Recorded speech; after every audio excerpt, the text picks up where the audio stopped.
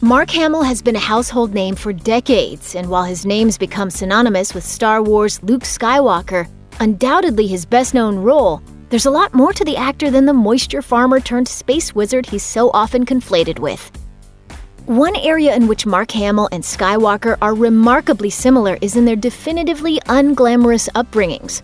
Though Hamill didn't grow up as the son of farmers on a desert planet, he was the fourth of 7 children, all of whom were ushered from location to location as their father was stationed in various places as a U.S. Navy captain. Though Hamill had the exciting opportunity to live in Japan for part of his youth, that didn't prevent him from starting his acting career like so many bright-eyed young people, working at a fast food restaurant and racking up smaller roles. In fact, Hamill was even fired from his job at a Jack-in-the-Box restaurant for doing too good an impression of the chain's mascot character as patrons used the drive-thru window. My manager didn't think it was very funny. He told me to go home and never come back. Wow. Yeah, I got fired from Jack-in-the-Box. Fired for being in character. This, of course, proved early on that he had a knack for voicing kooky clowns, a skill that would come in handy a couple of decades down the line. Though Luke Skywalker was his breakout role, Hamill had actually been acting since at least 1963, when he took on a small role in the wildly popular soap opera General Hospital. He continued to have brief on-screen roles in TV hits of the day, including The Bill Cosby Show and The Partridge Family.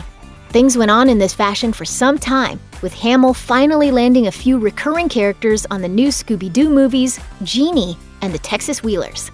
So while he wasn't on the fast track to stardom right upon his arrival in Los Angeles, he was certainly putting in the work and building up a substantial portfolio, something he could present to George Lucas to seal his fate for the rest of his life. Luke Skywalker was a lucky break, but Hamill was a hard-working kid, proving that destiny isn't the only factor in achieving stardom. In order to combat the typecasting that would inevitably result from his portrayal as the wide-eyed young hero of destiny Luke Skywalker, Hamill branched out into other forms of acting. First, as many young actors do, he spent a brief stint in the early 80s working in Broadway plays like The Elephant Man and Amadeus. He followed this endeavor with a dive headfirst into voice acting. As noted earlier, his penchant for impressions and silly voices would only aid him further in his career.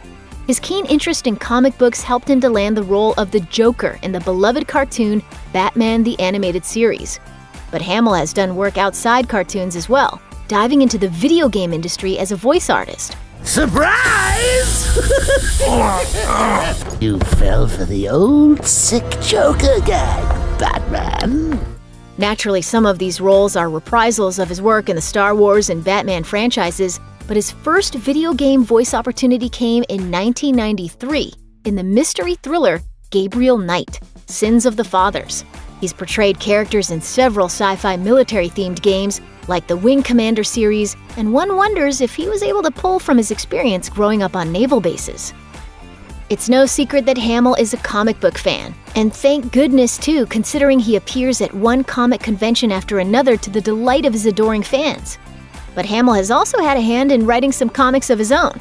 In the mid-90s, right before the Star Wars prequel films, Hamill co-authored The Black Pearl with his cousin Eric Johnson. The comic, featuring art by H.M. Baker and published by Dark Horse, was a 5-issue series intended to be collected into one volume at the end of its run. It follows Luther Drake, who inadvertently prevents an abduction and continues to pursue a life of nighttime vigilantism. Sounds a bit like Batman, doesn't it? But it's the post-Frank Miller type of Batman, dark and conflicted and morally ambiguous. The comic was originally written as a screenplay, and as recently as 2010, Hamill still had intentions to see this dark vision brought to life on screen with himself in the director's chair. While part of Hamill's online presence is populated by his political thoughts, he's also dedicated a decent chunk of it to interacting with fans. He continues to have the most delightful knack for self-deprecating humor and a genuine gratitude for the fans who have supported him from the beginning, or even those newer fans who have come to Star Wars with the newest installments of the franchise.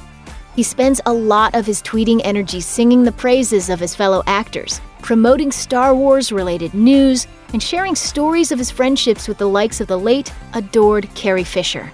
Hamill is a savvy Twitter user, in other words. Social media certainly has its problems, but with 3.2 million followers, it's safe to say the force is with him when it comes to interacting with his audience. Hamill has been married to his wife, dental hygienist Mary Lou York, since 1978, not long after the release of A New Hope. The couple have 3 children and 1 grandchild, and seem to have successfully avoided a lot of the typical drama that Hollywood couples tend to fall into.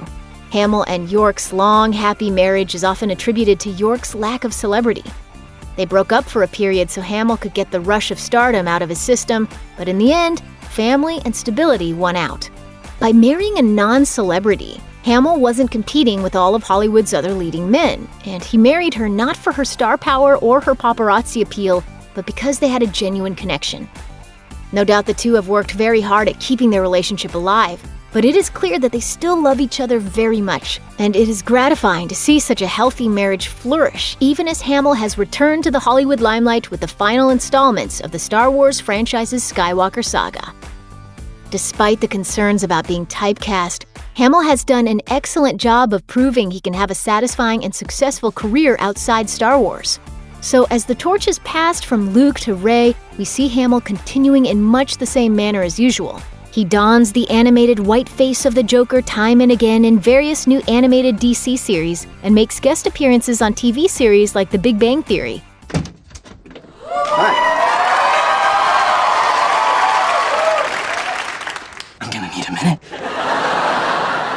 But some roles and projects stand out more than others. He put his villainous voice to good use as the devious doll Chucky in the 2019 film Child's Play, before taking the role of the scientist in The Dark Crystal: Age of Resistance, the long-hyped prequel to Jim Henson's 1982 cult classic puppet-fueled Fantasia. Continuing his long appreciation for the comics medium, he's also taken a role in Amazon's adaptation of Robert Kirkman, Cory Walker, and Ryan Ottley's Invincible, which chronicles the life of the son of a superhero.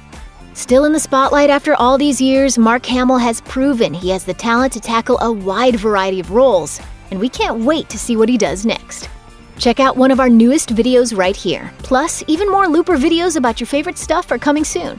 Subscribe to our YouTube channel and hit the bell so you don't miss a single one.